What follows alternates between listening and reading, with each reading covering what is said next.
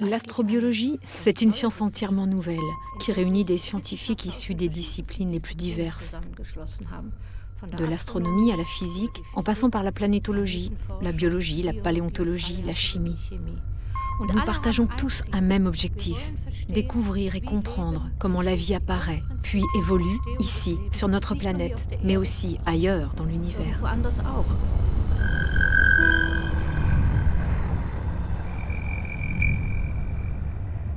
La chimie de l'origine de la vie, c'est un peu comme une recette de cuisine. Quand la recette est simple, les chances de succès, de répétition sont grandes.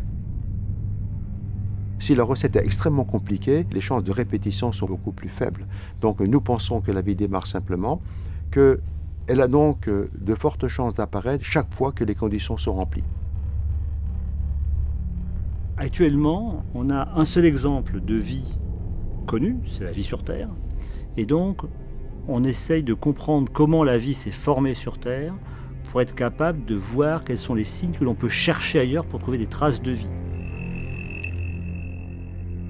À partir de raisonnements extrêmement simples, on est conduit à rechercher de façon très focalisée des planètes dites habitables, c'est-à-dire qui ont des conditions physiques, chimiques, de température, pour qu'une forme de vie puisse s'y développer. Donc on est actuellement dans cette étape, chercher des planètes habitables.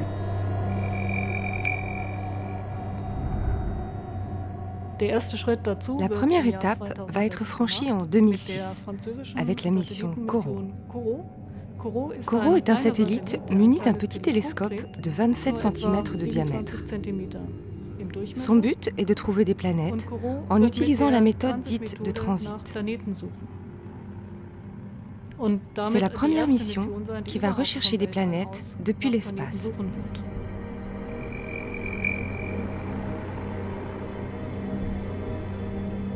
CORO va détecter des planètes un peu plus petites que Jupiter.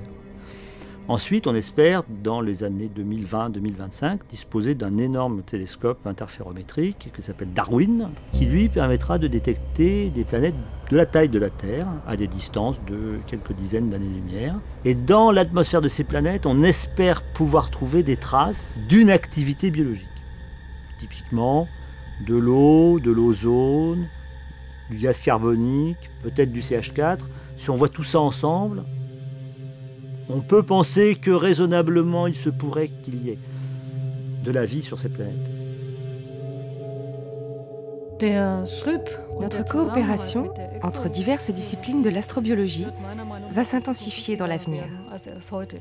Nous sommes désormais capables de trouver des petites planètes telluriques et nous pourrons, dans 10, 20 ou 25 ans, mieux connaître l'atmosphère de ces planètes.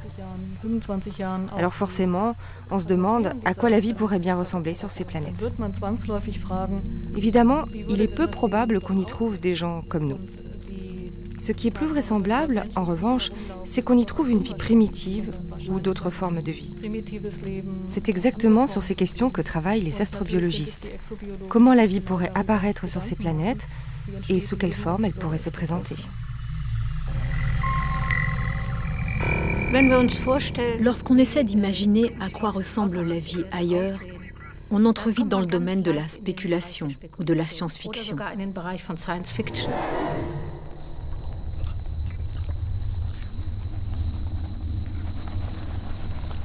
Alors, bon, la vie extraterrestre peut prendre éventuellement, on pourrait prendre des formes extrêmement étranges, surprenantes, qui sont le reflet d'une adaptation à un environnement.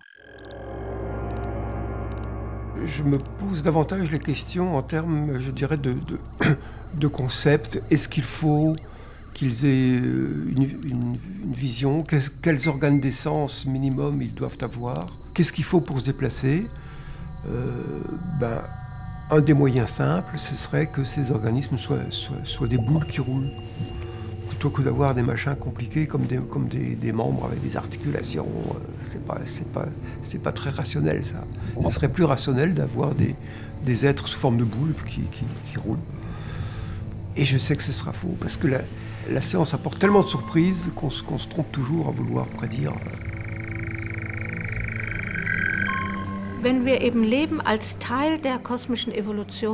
Si on considère la vie comme faisant partie de l'évolution cosmique, et c'est là notre hypothèse de départ, alors on constate que notre planète, notre système solaire, est un système solaire tout à fait banal, dans une voie lactée, qui abrite sans doute elle-même des millions de systèmes solaires similaires.